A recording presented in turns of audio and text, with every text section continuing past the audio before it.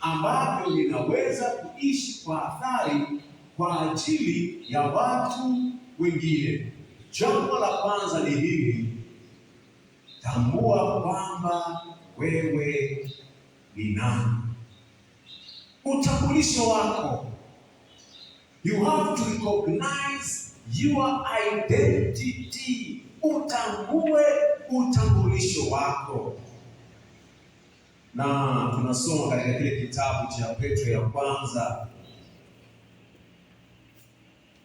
2 fungu lile la 9, anasema bali ninyi ni mzao mteule, ukuhani wa kifalme, taifa takatifu, watu wa milki ya Mungu, mpate kuzitangaza fadhili zake. Yeye aliwaita mtoke gizani mkaingie katika nuru yake ya ajabu.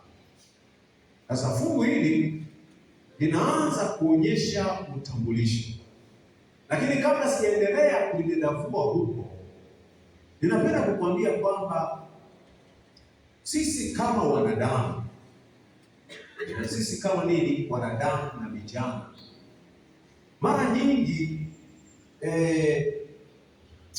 tunajihisi wakati fulani, ukiwa katika kundi fulani hivi, kuna kuwa na hisia za kuhusika katika lile kundi.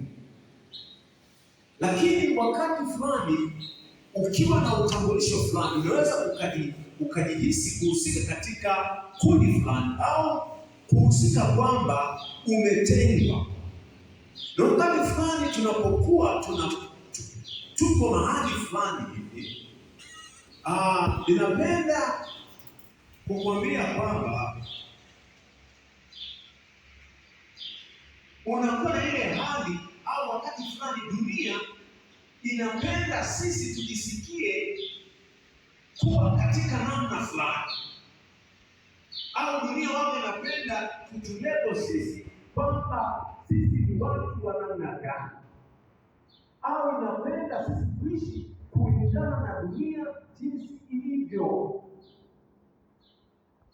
Lakini napenda kukwambia kwamba Yesu anahitaji uishi katika makusudi fulani ili uweze kufanya mapenzi yake.